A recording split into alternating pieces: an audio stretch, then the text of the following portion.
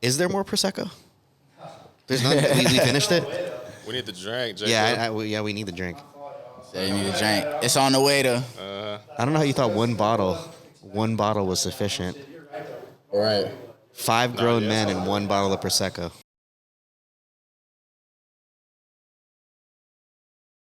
Speaking on the topic of coming from here, so you grew up in San Jose? Fremont. Okay. Yeah, it's like 20 minutes down the road. And you live here, so you don't have to travel here, so you're back and forth between the Bay. When it comes to traveling for music, which is something I've been talking a lot about recently, because I don't. Right. When I first started getting into music had a place. Like, there was a place that was the spot. I grew up in Miami, so I grew up around the time that Miami had it. Yeah. Wayne, Khaled, when Drake started coming out of there. What's your favorite place to travel to work? Miami. I love Miami. Miami's lit. Everybody know that, though. You know what I mean? Like, it's bittersweet for me because like I came out to LA for like to work in the LA scene. Yeah. Leaving Miami because I was like, bro, no one gets shit done out here. Like, that's always a vibe in Miami. Well, okay, yeah. Let me rephrase that. I like Miami like the city best. For the work, it's here. I wouldn't say a lot of work gets in Miami, but you know, like you have fun and you get some shit done, so it kind of it's balance. Out, you know, it's a balance. Do you guys feel though right now like there's like there was when I came out here was like I felt like it was like I don't know like a final frontier vibe for music, and then a lot of things changed after COVID. But do you think Miami is like a big hot spot right now for producers heading to work with artists? No, not if you're just like starting out. Definitely not. And even if you're already tapped in, you just got to know the right people. Like, if you go to Miami and you just like, because people just come to LA, they just touch down, they don't even know nobody, they just figure out how to get into some shit. And that's what's unique about LA. But do you feel like that's still a thing now? Yeah, not as much, but yeah. I mean, I don't think that's ever going to change. This is the only city where it's like that. Even Atlanta, I feel like isn't really like that as much. Like, you know, you got to know what's going on already. You got to know where to go, who to type in with. Out here, you could just run into somebody and it's easier. Just happen. You know what I mean? Yeah. Miami's not like that either, to be honest. I think Miami, you got to know where you're going. You know? You could run into some. I mean, I've ran into people in Miami, but it's very like, a lot of times people just popping out, you know? Yeah. I also feel like in Miami, you kind of already have to be plugged in at the studio. Yeah, like semi-established. Yeah. Mm-hmm. So it's like kind of out of unorthodox. So you'd say for Miami, it's more like the vibe than like the opportunity. Oh, Miami's beautiful. Yeah. I love Miami, yeah. Is there anything notable in Miami that you've worked on or any experiences you had working out there on music? Yeah, like after the BMI Awards, we did some stuff. But, I mean, that's what I'm saying. Like, because of that, we were able to go do some stuff. Right. Like, if you were just go to Miami any given day, it's like you might not run into shit. Right. So. I can cuss on here? Yeah. Okay. Yeah, of course. Good. It's open. Take us through some of your earliest placements and how they came about and where they were. They're mostly in the Bay. But actually not all of it. Like the first, I think, big, or not like super big, but like placement of people that, you know the artist was 1000 Band Funny. So, that's cool. And I got that through Twitter, like just like sending beats out, getting the email lists and all that. I don't know if you remember back in the day, people used to share those little email lists and shit. Yeah. Yeah, so that was how I got that. I feel like that's still being done. Well, people still try to pitch me lists all the time. Yeah, I was about to say. Still emails? Yeah. Oh, no, hell no. Not in 2025. Some people still do. 2025, the email list, I don't know if that's working. I'm not saying it's working. I'm just saying some people are still trying. Yeah. I'm sure. I mean, I don't blame people for trying it. Other than that, it was all like Bay Area shit, like SOB, Blueface, like SMLA shit. Yeah, actually, the first one was with y'all, or one of the earlier ones. Was that one of your early biggest ones? Was Murder Rate? Yeah, that was the biggest one I had back then, for sure. Yeah. Do you remember who did you land that one? Who actually? So you actually landed? Me and Blueface had tapped in through. How did me and Blueface? Oh, actually, that's a funny way me and Blueface tapped in. Someone sent me a screenshot of some conversation they were having with him, and they forgot to block out his number. What? And I just texted him some beats. I was like, "Yo, my bad." Wack called me like 3 days later. He was like, "Yeah, what you like? You got a management situation or whatever?" I was like, "Nah." He was like, "All right, we about to do a couple of these beats and let you know." Wow. So that was like the first kind of like, and that happened while I'd come down to LA for like 3 days. I wasn't even like planning to be out here for that much longer and shit. But Wack had hit me. Wow. So, happens. Yeah. So wait, actually, we don't even know this. So wait, was that that was Monzo, you, and Big Head, right? Mm-hmm. Yeah. So was it like Monzo and Big Head's drums in your loop? No, it was their loop. It was their loop in your drums? Yeah. And this record, what's funny about this record, we still don't have this record clear. We don't even need to get it all. Yeah, I was saying that, bro. Nah, they operate. So speaking of which, though, Uh-oh. there's this old producer spotlight post where you said, I gotta quote this. Oh, yeah. Y'all daily ass Loopmakers gotta pay me for my Gmail storage at this point. and it's funny you say this, bro. One of the things I hate the most, I don't know how they find all of my emails, bro. I'll create a new email. I don't know how I don't even send. Yeah. It's like I think our accounting email gets loops somehow. Yeah. And the thing I hate most is the attachments instead of links because it's just filling up my storage. So what I guess I want to ask you is, do you still feel this way? Do you think Loopmakers are spamming too often? And how would you tell them to go about it differently? Well, for one, I wasn't like dead ass serious about that. People were like in the comments like, "How can you not afford 99 cents a month?" I was like, "Come the fuck on, bro. You know I'm not talking about that." But yeah, I feel that way. I think because I'll get the same emails 3 times a day from like the same, and it's not, and like I'm not trying to like make anybody feel like, oh, don't shoot your stuff out or anything, but it's not always fire. So it's like if you're gonna shoot 3 packs a day, and there's at least nothing it should good be in there, hard. Yeah. Come on, man. Like I think quality over quantity is more important now than ever. Like, Yeah, I don't. When 100%. I send beats, sometimes I don't send packs. I'll just send one beat. So how is somebody, not to interrupt, how is somebody that wanted to collaborate you or wants to collaborate with you, how would you feel like would be the proper way to conduct that?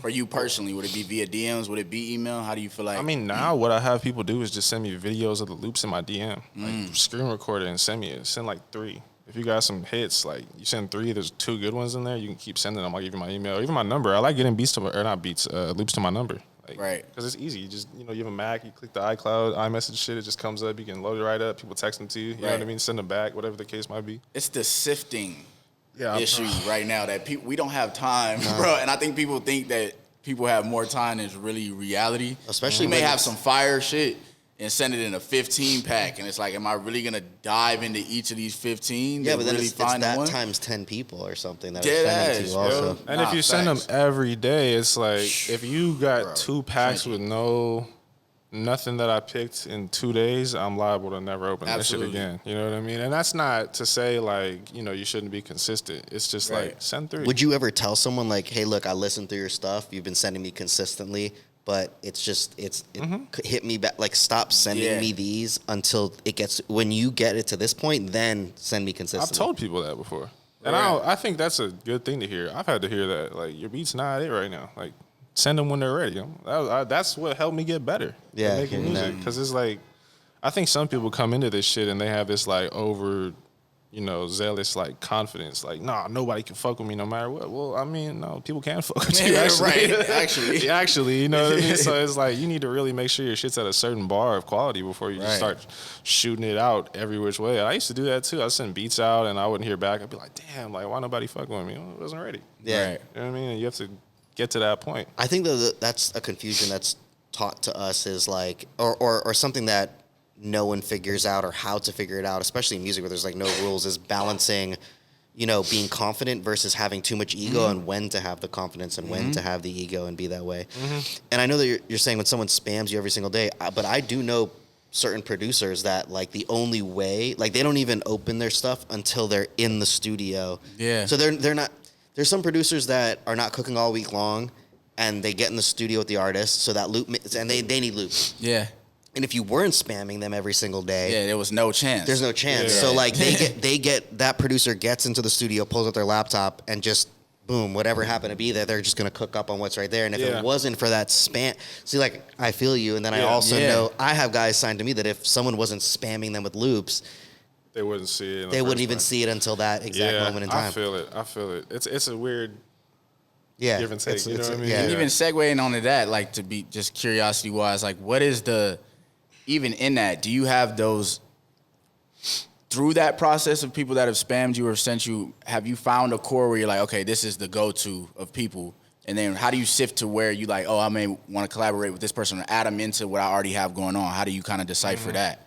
The thing being, like, most of the people that I have that are on some go-to shit, it's like they're pretty validated by what they've accomplished already. Like, Yeah. if they ask to send me loops and I look at their page and I see you produce for Drake and Brent Fayed, Okay, sure. Shit like real. that. So it's like, I tend to lean towards those people, obviously, for obvious reasons. And usually that's a validation of the quality. It's like, yo, you've gotten it to X, Y, and Z artists. Like, obviously, this shit's not trash. So Right. I usually let those people be the ones that send me the most stuff. For the random people that I'm not really too familiar with, I don't know. It's random.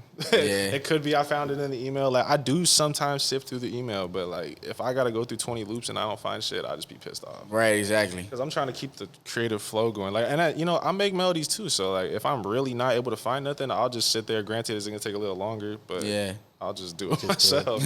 Right. Yeah. So Using that system you said, where not even a system, but we all do it. You go to a page to validate someone who's hitting you up. Like that, it's just like natural. Yeah, it's natural. Instagram makes it so, like this never existed before. Until Instagram, you can look at mutuals. You can see who this person fucks with. Does this person fuck with someone I know, or they nobody? Right. Have you ever had? Because we've seen this on the producer spotlight page before, is like fake placements, fake bios. Have you ever gone to someone's page like, okay, I'm a fuck with bro, but then it was like, wait, hold on a second, like.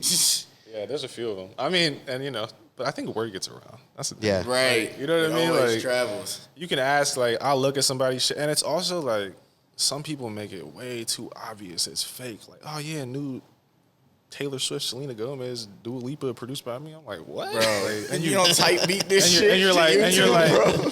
I mean, I don't know who it was, but I saw that they had posted like a snippet of like a new Dua Lipa song. Yeah. And like they like took a snippet of it in their car and they're playing it like they had the unreleased.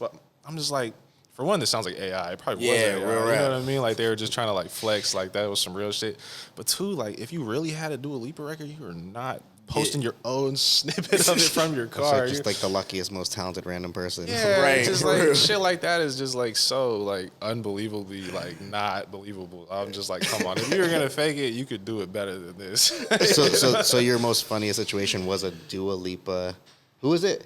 I don't want to say. I'm not trying to put. No. Yeah. No, I don't mean who the person was. What was the placement that they claimed that they had? It was Dua Lipa. Wow. They literally claimed it was a new Dua Lipa song produced by them, and I was listening and I sent it to the homie like, bro, that's fucking AI. You could hear the warbles on the vocals. Did you tell them?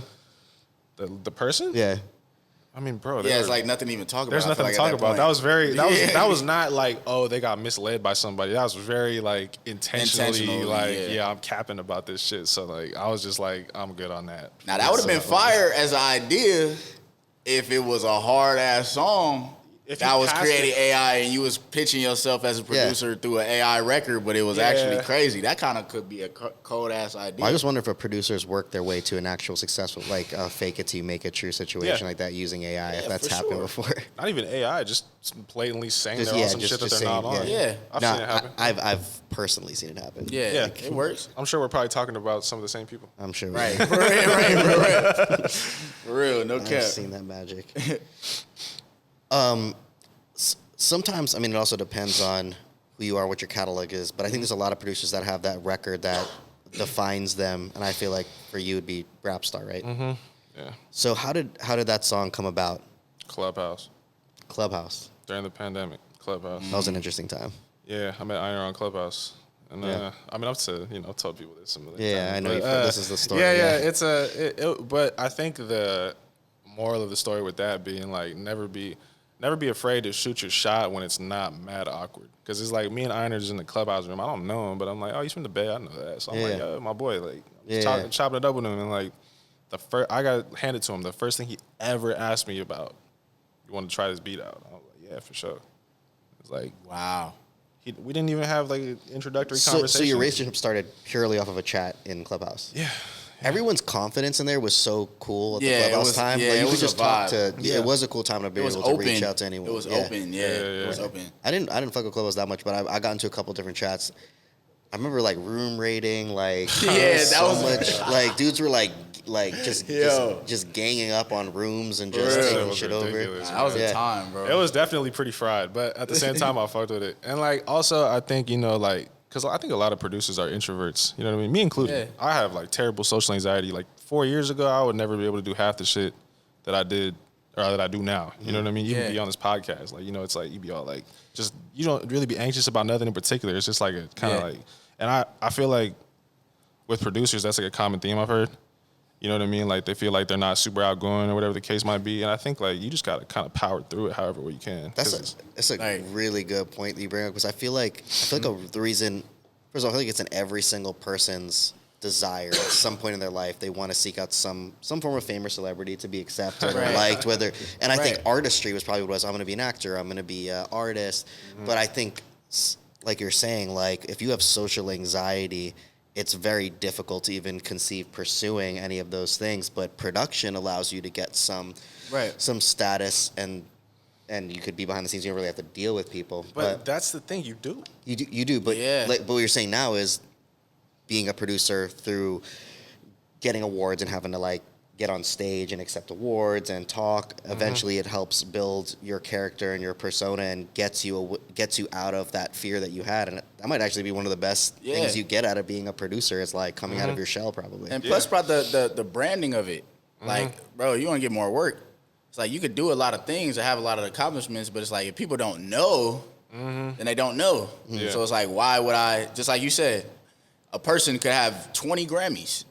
I'm going to his page. You said it. I'm going to go to his page and see if he's valid. If I don't see anything, then nigga can have 20 Grammys, but I can't see what's going on, so it's like it doesn't exist. Yeah. So it's like, especially with social media right now, I feel like it is your resume if you're using it the right way. Yeah, but also in person, like the in-person interaction is even more than that. You know what I mean? Like you 100%. And it's like, I could remember back in like, I think in 2018 type shit, like I was just mad. Every time I meet an artist, I'm mad nervous because, like, for one, there's a lot on the line there. Like, oh shit, like, what if I make some bullshit and I'm showing them some bullshit? Right. And also, you just want the interaction to go well because you don't want it to be awkward and throw them off and then they don't fuck with you or whatever the case might be. Like, so it's just like, I think learning to navigate those situations, especially if you're not like the most outgoing person, is the most important part of this shit. Do you have a notable awkward situation? Yeah, I was literally gonna say that. I'm like, have you had that? Like, what was that first one where you were like, damn, I fumbled it? It was like way back in, but actually, it actually kind of worked to my favor because I just kind of like leaned into it. Yeah. But I remember I was out here in like 2017, 2018. Yeah. I was shopping at Barney's when they still had Barney's over on Rodeo. And I'm walking, I'm just with my girl and shit, and I see a group of people walking by. I'm like, my girl's like, isn't that? I was like, I don't know if that's nobody. And as they walk closer, I was like, oh, wait, that's Gunna. And I was like, oh, okay. So I was like, fuck, I'm going to walk up to him and say what's up. And I was just like, what's up, bro? You know what I mean? And he was like, damn, you good to it? I was like, man, I ain't gonna lie, I'm nervous as a bitch right now, bro. I don't do shit like this. And he was like, nah, I feel it. What's your beat sound like? And he listened, and he was like, that's hard. He gave me his email. You know, he was like, I respect you walking up, like, and just like tapping in with me like that. I was like, yeah, cool dude. You know what I mean? So shit like that is just like, you gotta just push through. Yeah. You know what I mean? That's you don't lose anything from I mean, you could. You can. You I mean, if it goes terrible, but right. I think the genuineness of that is what took it over. When it comes from a genuine place, because people can feel when you're acting too cool for school. It's better to just be yourself. Or if you're internalizing the awkwardness of it. Like I've definitely done that too. I can't think of nothing really off the top of my head, but I've definitely had it like ruin the opportunity. I think as being a producer though, I think an artist would expect like, okay, he's a nerd anyways. Like they'd expect nerd energy. Like so it's like you can't really fuck up. Like he's just a nerdy, talented producer like that. But let me hear. Actually, probably the more awkward to be like, yo, I bet this dude's beats are fire. Super fire. The higher the awkward meter, the doper the beats. The correlation. The correlation goes up the more the harder. Yo, thanks. So your relationship with Einer was fully off of a Clubhouse. Yeah, initially, yeah. And how's that relationship expanded since then? That's my dog. It's my brother.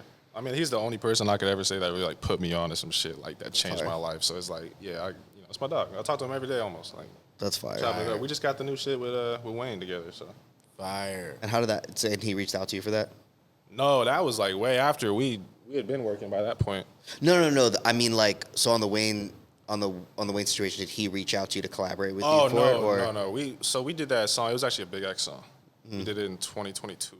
Wow. Oh, and then it just took a long fucking time. Went through revisions and shit, and that's where it's at. So, what is because speaking of placements, what's the shortest time you worked on a beat to have placed it? What's the shortest beat you worked on that ended up placing? And not even saying you put the least amount of work into it, but like the shortest amount of time that you had to make a beat and it ended up landing. Probably like 20 minutes. Because this is the thing. No, wait, did you mean create the beat or? Yeah, like just creation of a beat. Like. Oh, I thought you meant creation and then it landed. So. Oh no, not back to back. Just the shortest time that you worked okay. on a beat and then it landed. For sure, yeah, probably like 20 minutes. I'm not a fast producer. I know that's a skill. Like a lot of producers have, like they just bang shit out. But like I like to. This is always how it's been for me, and I always kind of felt a little bit weird about it coming into the industry because like, I would hear like, oh, you gotta do 10 beats a day, like to really be. I mean, back in the day, I think where you're at now is a sweet spot because quantity is not it. Exactly. Like we just said, it's quality. Yeah. So you're a revisitor. Yeah. Like you'll revisit. Yeah. You'll work on something and revisit. I'll revisit shit, and like I'll I like to build out songs like my beats are not just like one thing going the whole time. I like to make sections and do bridges and all this other shit, and also just like sit with stuff. Like I'll hear it 1 week and then I might put it down and pull it up a week later and I hear something totally different. I'm like, oh yeah, like that saved the beat right there. You know? That's fire. That's fire. Yeah, I don't make hella beats. Like I make a good amount of beats. I'm not like not working or nothing, but I definitely am not a 10 beats a day type of person. And I think everybody got their own thing. If you can do that and that's what you like to do, go by all means, go crazy. Do you have a quota for yourself like weekly or is it really just more about I just want to make sure I have a few dope things by the end of the week? I try to make like 3 a day, but like that's like minimum 3 a day. Some days I'll make more, but most days it's probably like 3. From scratch though. Like if I'm doing loops, it'll probably be like 5 or something. But it's just like, I think quality. If I got some hits, I don't really care how many I made. Right. I got some hits. Like. What is your creative process like? Because you say you're 3 a day. Or is that like you holding yourself accountable to do that 3 just to stay in that pocket, or is it just naturally? I think I just do it, because it's like I don't like it. I don't like to make it like feel like a job too much. You know what I mean? Like I know you have to because it is a job, and like that's like some people might avoid accountability by acting like it's just a creative, and I've definitely been in that space where it's like I don't feel like creatively up to it right now. You got to push through that, but at the same time, don't push too much because it's like when you start to force it, that's when it starts to be like you make some bullshit. You know what I mean? So I just like and I'm still finding that middle ground too. I'm not acting like I'm like set, locked in on my process in terms of that yet. In terms of just like what would you call it, discipline, I guess. You know what I mean? Yeah. But like I just like I like to make music, so I'll do like 3 a day, and if I'm cool with that, I'll sit it down and I'll go kick it after, play some games or whatever. Yeah. If I'm locked in and I'm having fun, I'll make more. It's just. That's fine. It just depends how I'm feeling, Because even Big Head had shared a story where he was in that even just a creative block, and he was like, "Yo, bro, for like XYZ amount of time." I think you shared it with me as well. Like the process was he's like to get out of that block was like, let me just get up. I'm gonna just go downstairs. I'm gonna just open the laptop, act like I'm gonna make something, and then close it and go back. But just the action of that eventually led to him. Oh, let me press a key. And then it slowly put him back. So everybody's thing's different. So that's interesting. But I like that. It's a fine line of the balance though, because burnout is a real thing, bro. Yeah, it really is. And overthinking is like something you could definitely fall into. I mean, I don't know, not everybody, but I do. I'll overthink beats all the time. So I'm just like, if I get to that point, I'm trying to learn how to catch myself and be like, step away. Take a walk or something, go touch grass and smoke a blunt, have a drink. Watch a movie. I think it's a good time to be able to do that because I think there's a fear for a while of like around the internet beat era was like quantity, and now I think people can feel more comfortable doing what you're saying, taking a break. I've been doing that more, just like taking a break from things and just doing things that are enjoyable to inspire creativity or inspire work in general. And where do you feel like your inspiration comes from, like concurrently, like in the music space? Because I know you have your background from the Bay Area. Your background from the Bay Area and a lot of from Too Short, E40, all of these guys to now the generation of now, with Simba and guys like that. Where do you feel, did that play a role in your early come up with sound-wise, soundscape, and how do you feel like you use it now concurrently?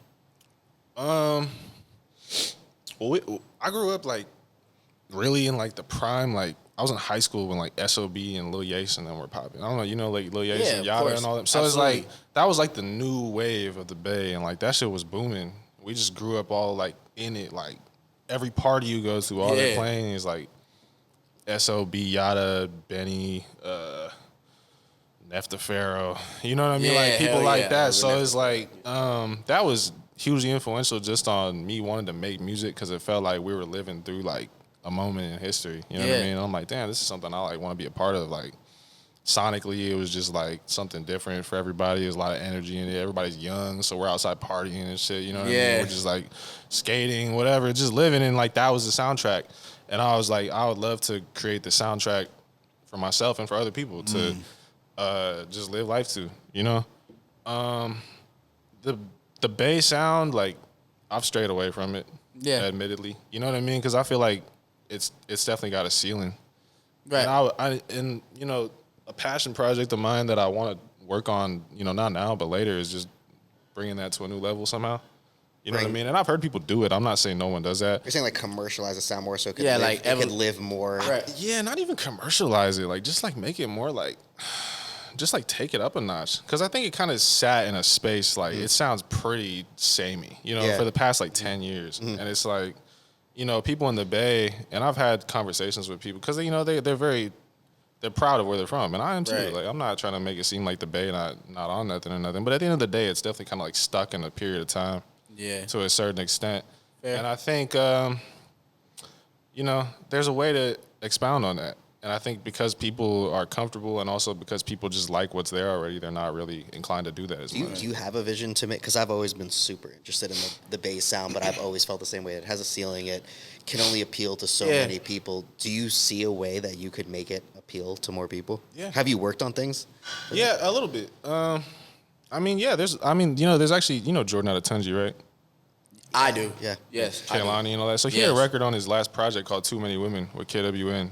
And it had like a 2 Short sample in it, and it was very much like a Bay beat, but it's like she is so fire upgraded too. Oh my God. Yeah, she's so fire. For sure. K1 crazy. For sure. I'm nuts right now. But like that record, I was like, man, if someone from the Bay made this, man, I'd be proud of that. You know what I mean? Yeah. But it wasn't someone from the Bay, it was someone from England. So it's like, I'm just like, man, like I feel like there's an opportunity for somebody from the Bay to like.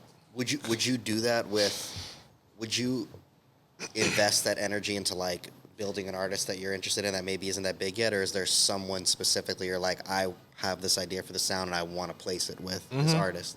I'd be open to it for sure. I haven't really found that person yet. I mean, there's this artist from the Bay named Yada Bands that I've been working with, and he's holy shit, no. More Prosecco.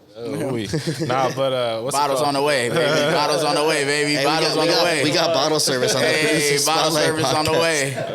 Pour me up, man. Bottle on the way, man. Every time you say the Bay, that's you fire. Pour, and I love, you know, I love like the Simbas and the let's do it. The Simbas in the Larry Jones of the Bay Area. Do you have Larry's the exception, bro? Larry's the dog exception for sure. Because Larry leans into like the player shit. Exactly. And everybody coast to coast can relate to that. And that's another thing I think about the Bay is like it's a lot of like rah-rah music, we call it. You know what I mean? It's just street shit. And I you know, I get that that's always going to be an element. What's up? Yeah, you could. Top it off. Thank you, brother. My guy. Yeah, let's do a cheers real quick. Cheers. I said I'm not going to give you... Cheers to what, Synco? You got to give one. Like that. It's got to be this placement. That placement you just got. The story is so sick. Nah, what do you want to cheers to? What do you want to cheers to? Whatever you want to cheers to. Cheers to more life and more blessings, man. The basics. The most important part. We were talking about the artists that you'd. Who do I like from the Bay? I definitely like Larry June for sure. Absolutely. Larry June is because that's not typical Bay music. As much as people might think like that, it's got the elements of it kind of in places, but like. It's very, it's just player, and it's expensive. You know, I always tell people from the Bay that too. Like, I think the future of the Bay sound is like in the expensiveness of it. Like, you got to make it sound like this shit costs money to make. Right. You know what I mean? Because people like to listen to shit like that. All those like, you know, the bounce, bounce, bounce. Like that's not really expensive. That's just, you know, and that was cool in 2018, 2016. But now it's like, if you're still doing that, I don't know how much you can go up with that. And it's like, should you make music just to go up? No. Right. If you like that, that's true to you, go ahead. There's still ways to expound on it, though. You know what I mean? At the end of the day, so. I was going to say a segue question. If you don't mind sharing, out of all of your discographies thus far, what's your favorite sleeper record that you feel like came out that was like, this the one that may not have gotten the attention that you feel like it deserved? Do you have a sleeper? Yeah, I think the song I just had come out with NoCap was fire. Keep Me Waiting. because we were just trying to or I was trying to go for something different with that. It's a slow record, and it's like I think from a song like structure perspective, it's a little weird. You know what I mean? He didn't really like go and make like a very concrete hook verse kind of vibe, but I think there was something unique there, especially on some like slower nighttime drive music. Like we use like the Kanye snares and shit. We were just trying to keep it a little more just like different from what he usually puts out. You know what I mean? It didn't go up crazy, but it's actually kind of sitting in the middle on the album, and I'm hoping it kind of over time, like, you know what I mean? It becomes that the fan base gravitates certain to. people in the fan base, especially the women, like they love that song. So I think, that's a good one. The song I had come out with Fonny a long time ago that I was telling y'all about, I love that song. Like, it just holds like a special place in my heart, and it's like a solo beat. You know what I mean? Like a very early solo beat of mine. I'm always more proud of those because it's just like that's my music. You know what I mean? So that's fine. Yeah, I'll say those two for sure. I have some of those where I'm like, the good thing about streaming is you just never know. And there's an upside and downside of streaming, but one of them is that you never know when a record pick back up, especially with social media. 100%. It could just completely go. Speaking of life and appreciation, something you said hit me personally. You said in an article that you shed a tear or two after RAPSTAR went number one. Mm-hmm. I know there's like so many producers that have sat around waiting for that one placement that changes their life. But when that went number one, what was that emotion like? What was that? What was just the entire scene like when you saw that? And where were you? Where was I when it hit number one? I was in LA. Came to LA the week so that shit dropped. And that same week, I had planned just like spontaneously to come to LA. Because I was like, I think when you have a number one record come out, you should be in LA. Right. But I also didn't know if it was going to go number one at that point when I came down. Because I was just like reading like the chart predictions, and they were like, oh, it might go number one. People were telling me that. I was like, oh, cool. I didn't really understand the gravity of that at the time. And then when it happened, I was like, oh, shit. Like, I called my pops. I was like, damn, that's like not, that doesn't happen really much. Yeah. Like, especially with rap records. Like, you know what I mean? So I was just like, which chart was it number one on? The Hot 100. Hot 100. Hot 100. Yeah. Okay. So it wasn't, Is it, where were you the first time you heard it? Like radio, like when it hit? I was in the Bay, yeah. I was insane, in the Bay, bro. He was in the city. Yeah, I was just, bro. I was just watching that shit. Like, I remember I went live on Thizzler with C. Lee after. I don't know if y'all remember. Y'all probably don't know, but he like a radio host. He would do a show every Thursday where people used to like go just play stuff, play songs, play beats. And I used to be on there, like, just trying to show people my work. Probably like 2017, 2018.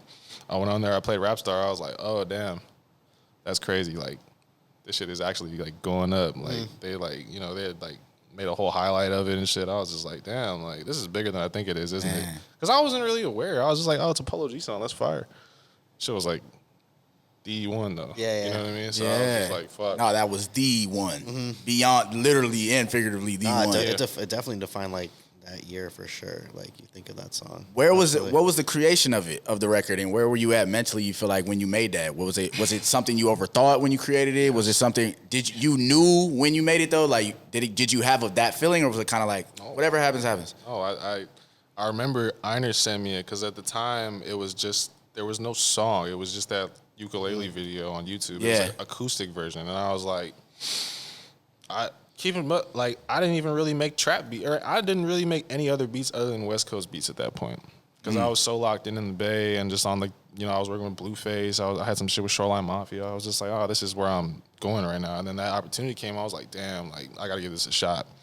So I just YouTubed the MP3, the snippet, and I made the beat around that.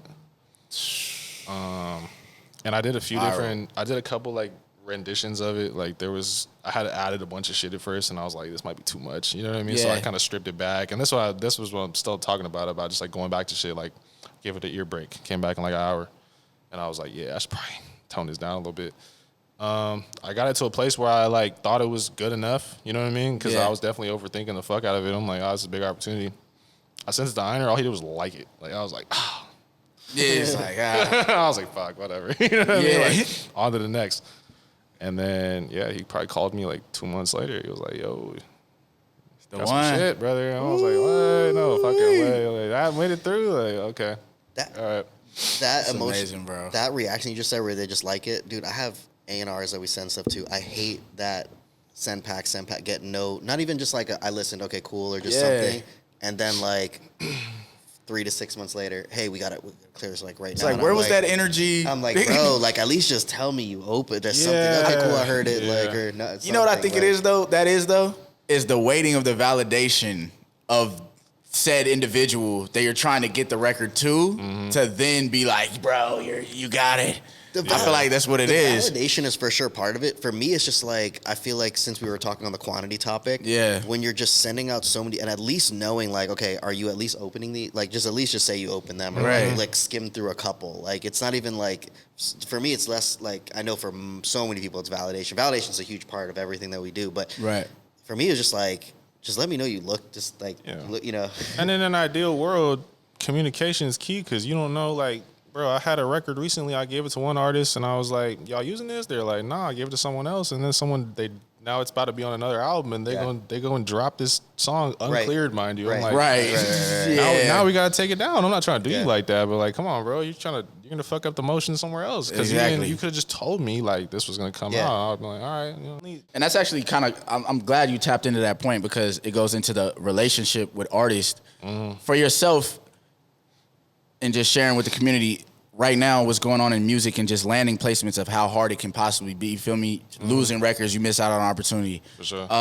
And things of that nature. Can you kind of share a little bit of what you feel like is the best way concurrently right now to even land placements? And do you feel it's more artist relationship or do you feel like it's through someone else, through more like what works best for you feel like right now? For me, it's artist relationship. It's always been that. But I would say the most important thing right now is the music. Like, I don't know. Like, I think we kind of are coming out of an era where the most important thing was the connections. Like, if you know this person and you have the ability to get them music, you're green. Right. I think nowadays it's like, if you're not actually skilled, and this is something that I had to like be 100%. Very real with myself about, like, you don't know how to play instruments like that. You don't know how to maybe curate records at a high level like you thought. Like, you know, this was like maybe 2 years ago. I was just like, you know, and I got people that are on my side that are very like, you know, we have real conversations like, look, you're not there yet. And I'm like, okay, like, I'm not mad at you telling me that because, like, I think a lot of people are just like, oh, I know so-and-so, like, if I could just get these loops. That's the era we're coming out of. Like, you can just get a loop, you know the artist, you throw some drums on it real quick, that's the record. You can still do that. I'm not saying you can't do that. Like, I've definitely gotten records like that. It happens, but relying on that is like a slippery ass fucking you have to be just super locked in with that artist for that to work. I was saying this a few years ago that like when this was like a quantity thing, I was like, this pendulum swinging back because people don't want to hear that cookie cutter shit like over and over and over again. And I was like, quality is slowly working its way back, and like you're like all these producers that were just like trying to jump in on like just making some quick shit. Like everyone was worried about this pie being divided too many different ways from so many producers being in it, but slowly we're gonna get back to talent. At the end of the day, that whole internet producing thing, that was a beautiful gate. It was like the sea split open for all these people to come in. But it's going back to like music is gonna get, especially with AI, music is about to get so much better from humans. Spooky. It's gonna get so good. Whoa, bro. Because like you're gonna have to be so good. You're gonna have to be so talented. And even tapping into that, like, what do you feel like, even piggybacking off of that, like, what do you feel like producers right now, for the people that are watching this, are making mistakes at? Like, where do you feel like is missing right now? Where's the void? You feel like that producers are messing up right now that they feel like needs to be worked on or fixed? Just in the industry as a whole. It's always the innovation department, I think, for the most part. I mean, like, obviously musicality is a big part of it. Like, are you able to create, you know, music if you can't make the music? And you know, granted, I'm not gonna act like I'm the best at making music. I still don't know how to play the keys like that. I'm working on it, but it's not like I'm not like banging shit out. You know what I mean? I gotta play one chord. Okay, boom, boom, boom, play another one. You know what I mean? So I'm still like piecing it together, but I at least know like what I'm doing. You know, for the most part, just music theory wise and all that. But beyond that, I think it's just like people got to be open to taking creative risks. You know what I mean? Like, I think the artists that are lasting, and the artists got this problem too, big time. Like, it's not just the producers that are making the beats; it's the artists that are picking the beats. It's like, you're right.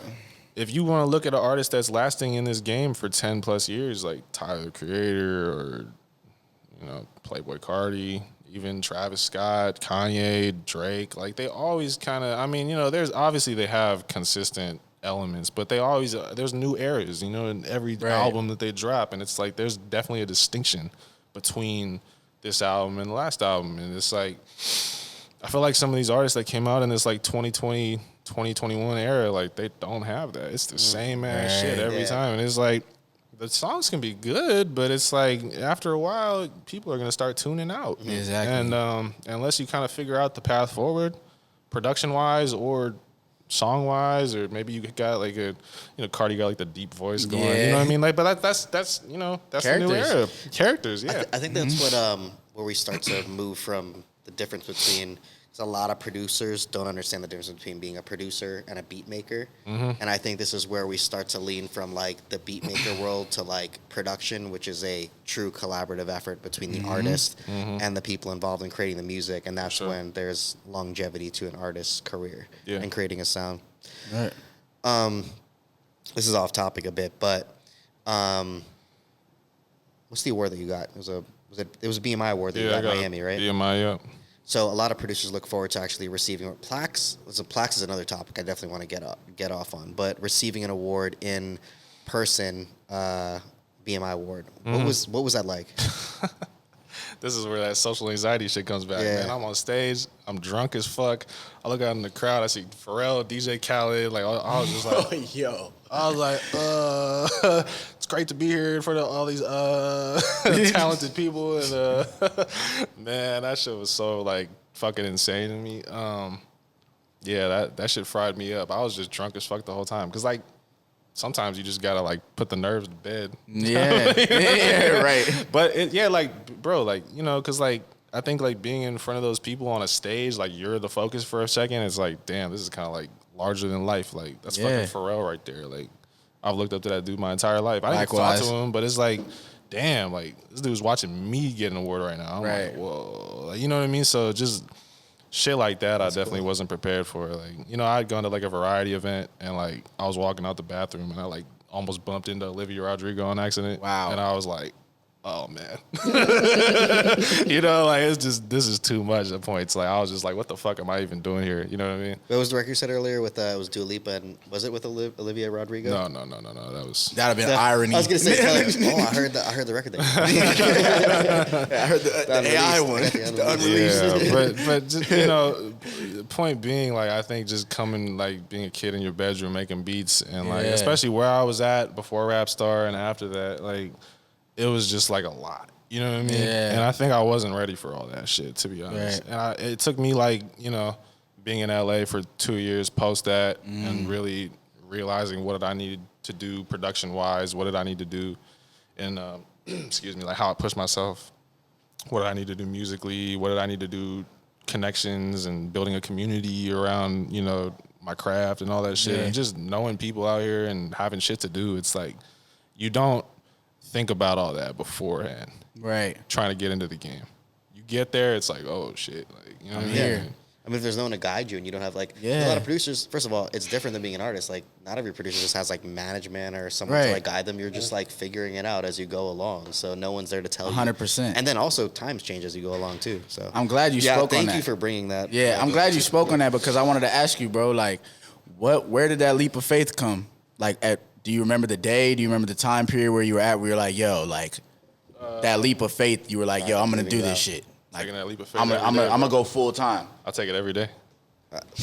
Yo. Why didn't we get more That's of these a bottles? bar, bro. That's a bar. Because, like, for real, That's like, a bar. You are going to, no matter how far you get, you got to you're going to get into a point where you're doubting everything you're doing. Or, I mean, maybe not. I mean, not everybody. Some people have that confidence that just, like, sends them, to the moon. But I've definitely gotten at points where I'm like, shit, like, maybe I'm not built for this shit. Because it's cutthroat. It's like, it's cutthroat, and in as quick as it comes to you, it could be over. So it's like, you got to know how to manage your money, like, Yeah. you know what I mean? Like, just in a city like this, it's hard. Right. Yeah, and then no one, unless you're blowing up super big where you can, not everyone can get, I mean, some people are forced into a business manager, and sometimes it's too early, but it's a great point. If you don't have that, you just make...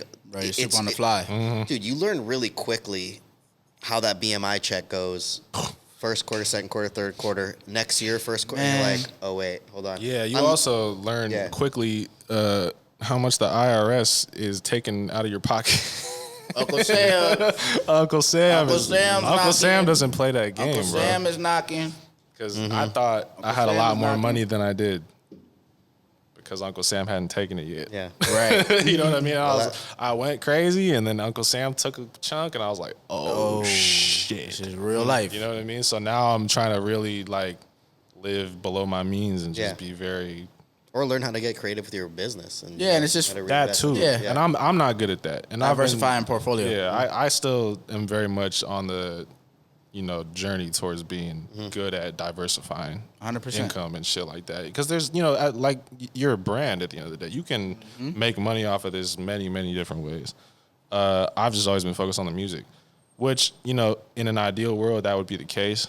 It's not an ideal world. Right. You got to do everything you can. You know what I mean? So, I'd say just, sell kits, do whatever you can, I mean, the one thing I will say is don't do anything to make money at the expense of your brand. Because I've seen people do that shit too, and it's like, now you're looking fried. You know dive deeper into that when you by that statement. What you mean by that? I don't know. I mean, like, some people just kind of lean a little too much into, like, the content creator vibe. And I look, I got nothing against that because that shit makes money. Right. But I think when somebody, like, maybe a bigger artist or something goes to your profile and they see a million, like, things that look basically just like TikToks. They don't take you.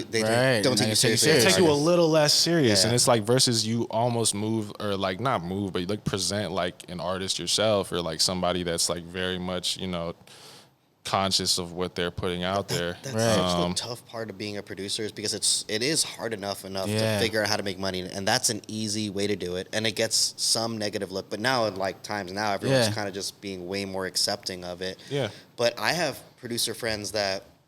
One of my most successful producer friends is DJ Flip.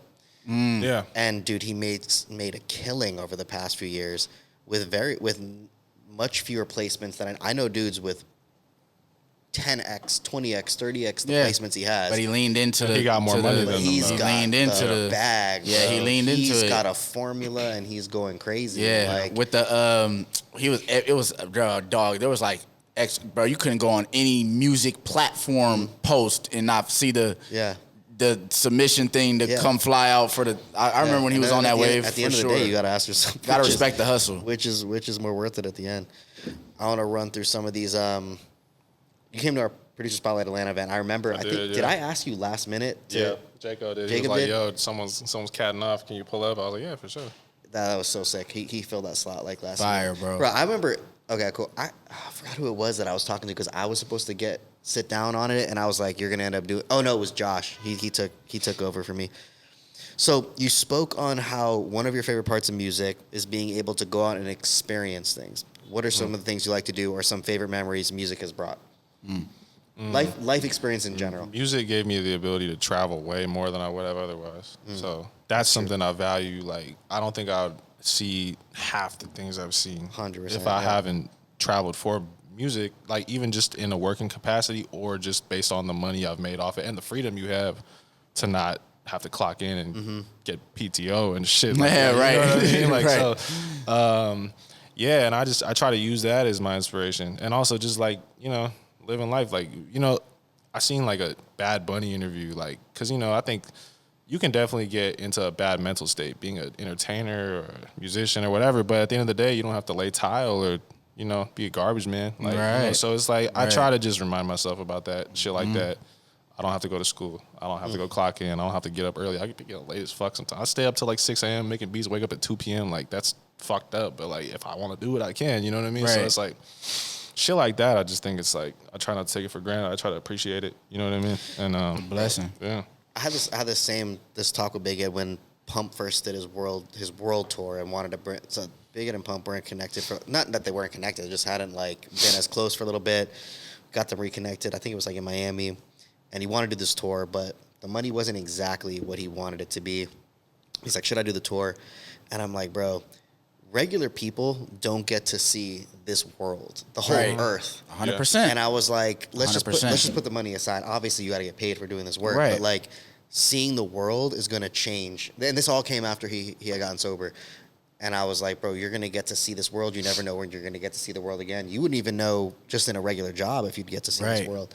And bro, I was well traveled, bro, before him. And bro, this man has way more passport stamps than I have. Like I think he's on to his second passport. Like he's gone to places that it's like he just got back from like Russia. Like, do you know how hard it is to like, bro, artists talk about like I can't even go. You can't even go to Russia. Bro. You know what I'm saying? Insane. So yes, music really does. I think that's one of the best. Like getting into music is traveling, and even the opportunities off of that. Yeah, because you may go to that situation and then through that opportunity, it's like it turns into something else on its own, and that's sometimes you just gotta let it fly. For sure. You just gotta move blind faith. We call it that. It's blind faith. Yeah.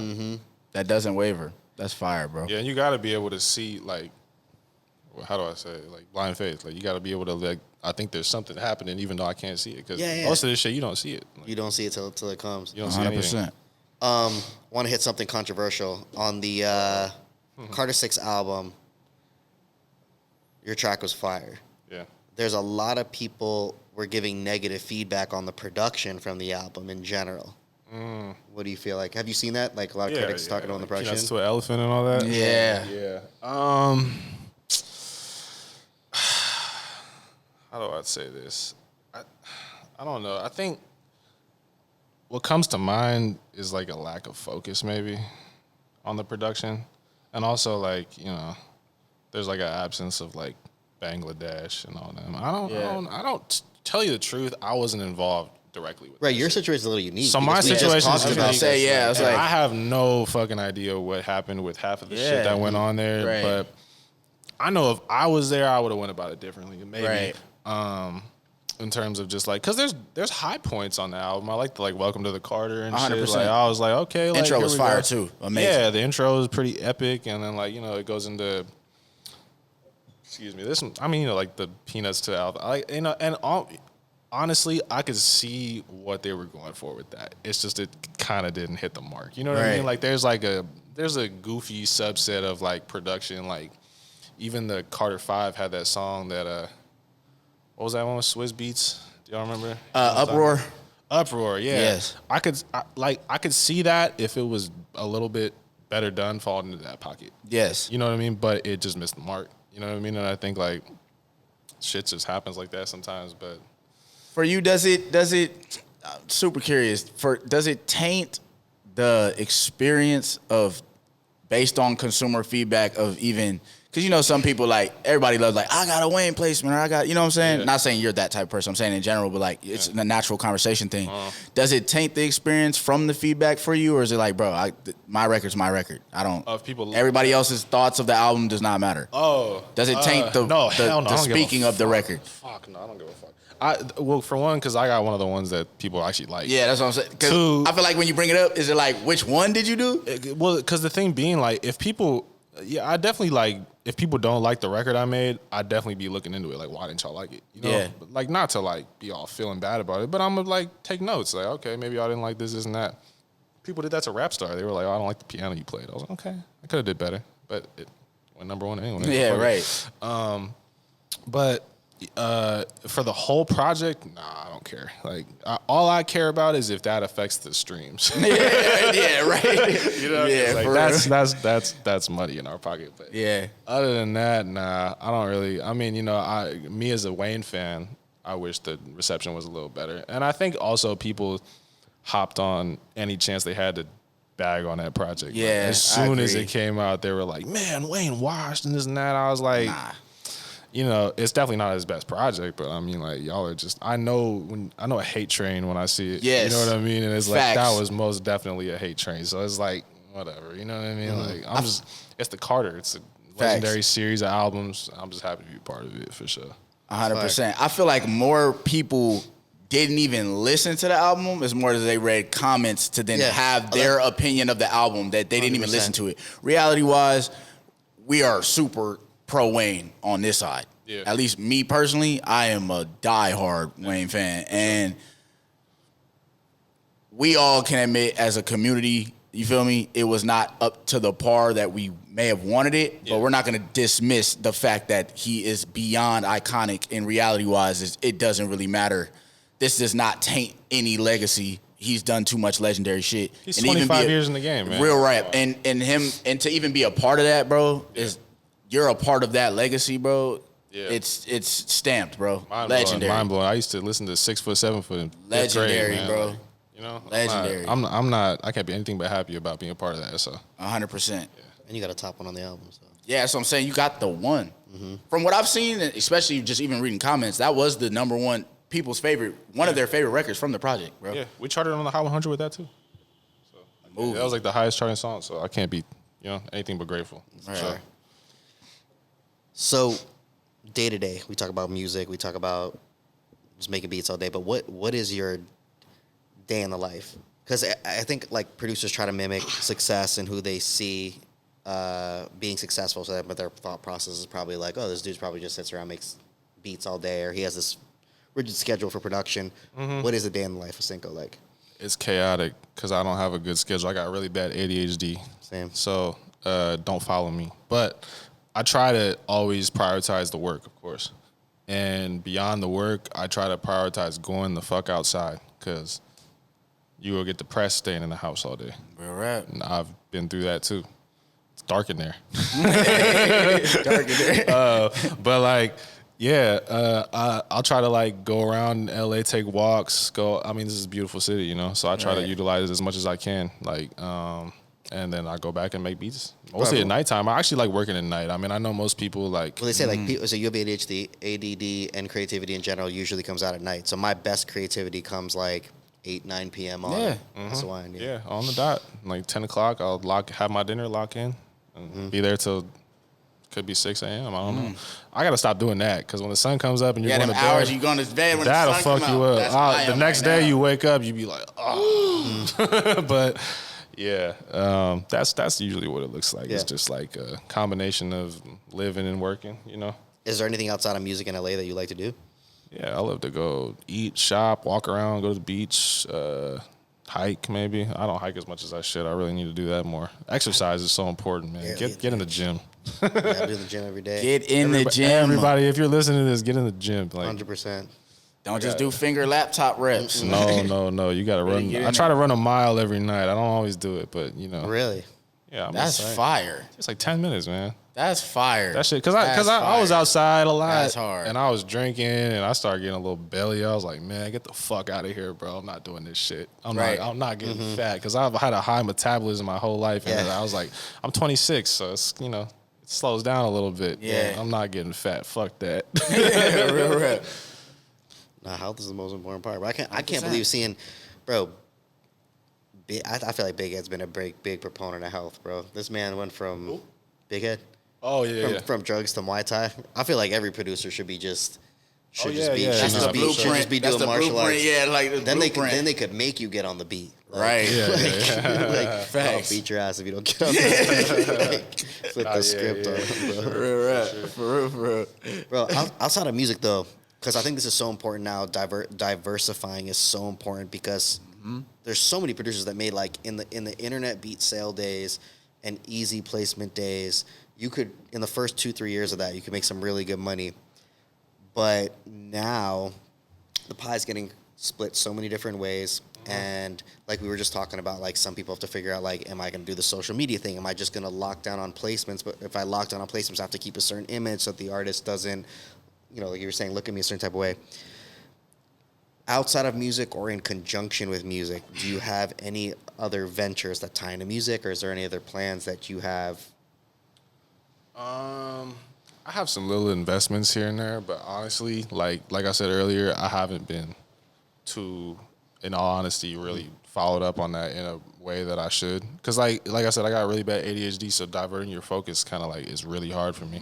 But do you have, so having had success in music and then like maybe going through a round of, okay, I made this money, I see how this works, I see where it goes down. Now, second time around, if I land some more placements, I Oh yeah, hell yeah. Like what would you do then? Like everything different. But this is the thing. Like unfortunately, you kind of got to go through it to really learn it. You got to learn exactly how everything works. You got to learn how people move. You got to learn how far your money goes and doesn't go. You got to learn how much money you can expect to make from X, Y, and Z.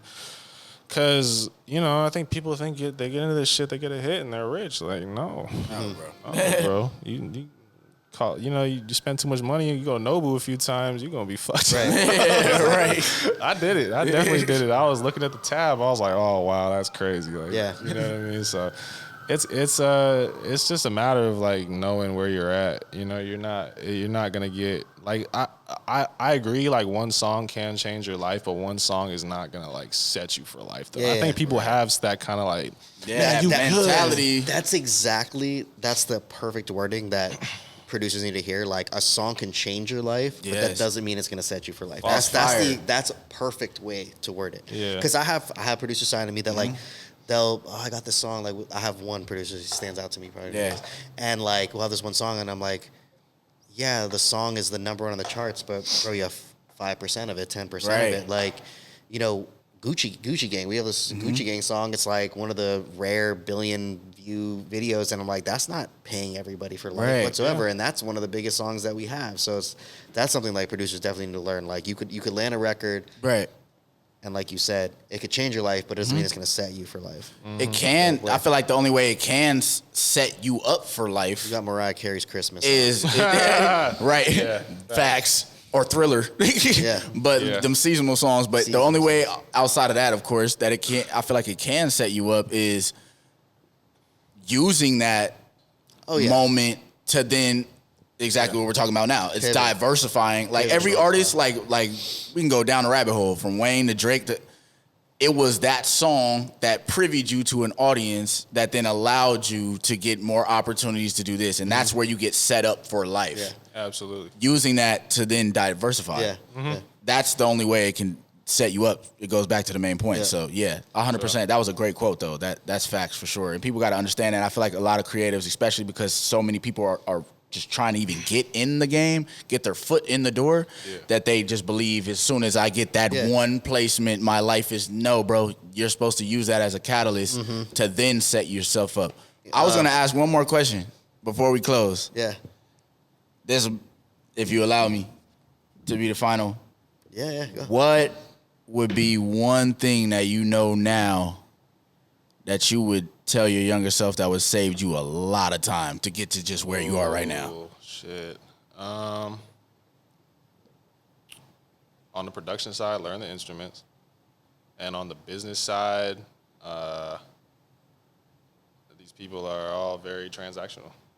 I think that's the best way to put it. That's facts. You gotta, like, coming into the game with, like, a record like RAPSTAR, like, being a kid, you come out to LA, everybody's like showing you all this love and all this other shit. Like, I was like 6 months later when I didn't catch another one or I didn't sign to them, can't even text these people. Like, you know what I mean? Like, shit like that. Like, and it's like, it's expected. I'm not acting like it's not, I don't take it personal, but it's more just like, you need to know how, like, this shit works. Like, this is a very fickle kind of thing. So you gotta keep it going. And when you know how to keep it going after a while, like, know what these people are on. Yeah. It's all love, but it's a business, and it's a business, and I'm going to treat it as such. Like, that's the way I look at it. I'll tell my younger self, just don't get your hopes up too much. But, keep the faith, though. It's on the way. Like, you just got to keep working. Keep working and getting better. Don't ever stop getting better. That's the thing I'll say, too. Like, fire. You're not there. You're never there. You're not there creatively or as a person. You got to keep growing, always. Fire, bro. That's fire, bro. Thank you, bro. Well, on behalf of Producer Spotlight, bro. Sure. Appreciate y'all having me. We like to give our flowers here, bro. So thank you for coming through. You feel me? We really appreciate you. You're a superstar, bro. We rooting for you. You feel me? Thank you, bro. And just let the people know, you feel me, where you feel like coming next, and you feel me, what you plotting, and any message you want to give to the producer community, bro. Keep going. We got a lot of music on the way. We got some shit for the summer. Fire. I hope y'all are ready. It's been a minute, like, since we had one of these, so I'm excited for it. Yeah. Cue the confetti.